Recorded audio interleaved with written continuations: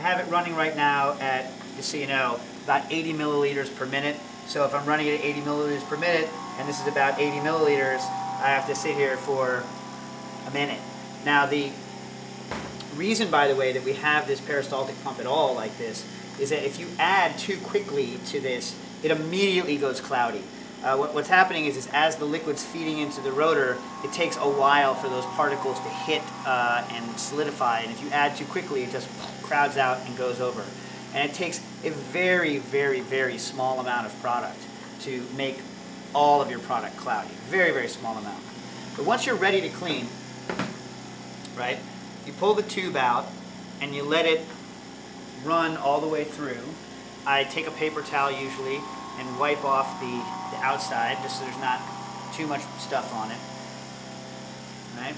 You want to make sure that you keep the collector jar underneath this because it's going to keep dripping a little bit as you clean it, and you're going to want to keep the rotor running for a couple of minutes because the stuff that you just added, even though the stuff that came out is clear, you really want to push those solids down onto the puck so that you don't make the stuff inside the rotor cloudy. But I'm going to show you how to clean the pump. So I always take the time when I'm letting this stuff settle down to clean the pump. Now when you're cleaning the pump, put the pump on maximum speed. Here we go. Remove the cap. By the way, when you're running, remember, try to keep the cap on. It's quieter and it stops evaporation. So we're going to take the cap off, put it over anything you want, and we're just going to pump. This is hot water, and just look. It cleans itself. It's called clean in place. Now, if you're putting something through that you're really worried, this is hot water. I use very hot water. You can use anything up to about 180 degrees Fahrenheit or almost boiling water. In fact, by the time it makes it to the pump, it won't be boiling anymore. You could probably use pretty much boiling water.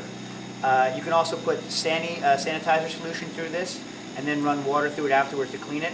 But these are meant to be cleaned in place. This is actually how they're meant to be cleaned.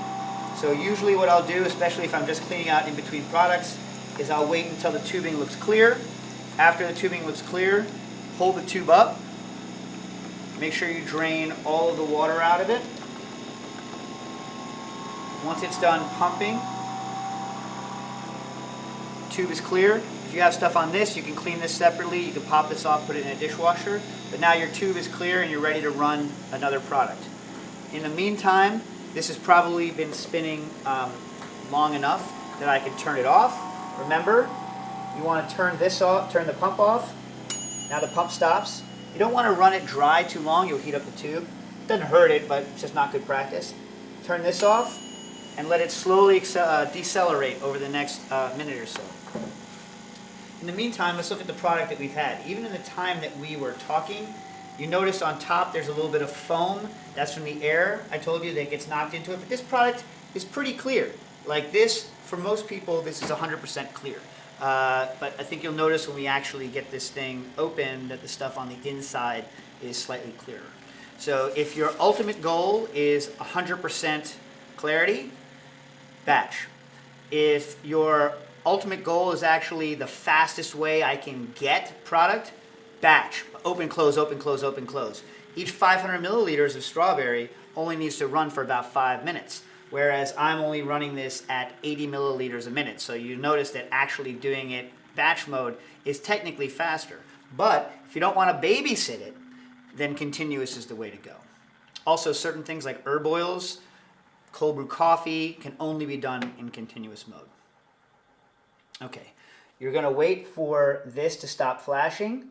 There you go. That means it's safe to open. That means it's below 100 RPM. Hit the lid open. It's now open. This is a little bit messy because it's got puree on it, so you're going to want to put something underneath it to not get your table too messy. Remember, you don't want to upset this puck. You don't want to get it in bad shape. So you're going to put 2 fingers on it, lift it. Now this is ready to be taken off to clean. If you want to, take that right to the dishwasher or whatever, clean this off with a towel. But let's take a look at what we have here. The easiest way to get product out of your rotor is to, you should get, actually, I'm not doing it this way, but you should get a filter like a coffee filter in case little particles come off to catch. But just hold the lid. See what I did there? When I hit it, I put particles into it. I usually use like a linen napkin. But just hold the tube feeder on and then pour through a towel. And anything that you knock off with the tube feeder as you move it or anything like that is easily picked up because the particles are nice and big and you're not going to get a cloudy product. In reality, in the real life, the side towel is the official strainer of any Olympic team of merit. Because it really just requires only a basic modicum of straining to get it right. Because you're just catching those biggest of particles. There you go. That stuff is water clear. And there's absolutely nothing in that in the batch mode stuff. The other stuff is pretty good. So this is batch, and you could put this through a towel as well, to be honest. Even the stuff that you actually ran continuous, even though there's no particles in it, I sometimes put it through a towel just to get rid of that last little bit of foam that tends to build up. I might have more than I can fit into this glass, so I won't pour it all in.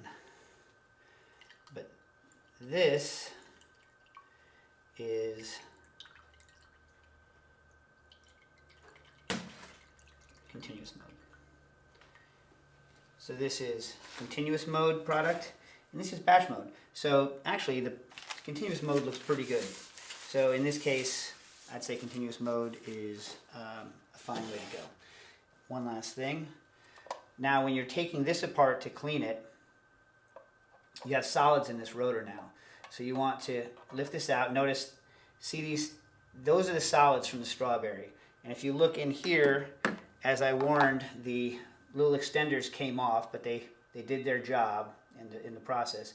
And you can see the solids coming around here. So now these solids, you can take them out and use them.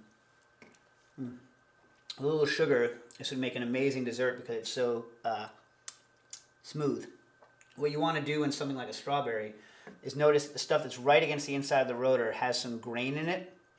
And that graininess is what you want to harvest against. So you pull out the very smooth stuff out of it with a spatula, and then get rid of the grainy stuff. And it's the smoothest strawberry puree in the world. This here inside of the basket, inside of the tube feeder, these are all the floaty things that I was warning you about. So all this, I would never fool around with this stuff like this in the real life. I would just take this all to the dishwasher and wash it. Take this off and make sure that you immediately wipe the juice off of here. Take a damp rag and get rid of this because you don't want this thing getting all sticky. And that is the Spinzall in continuous mode.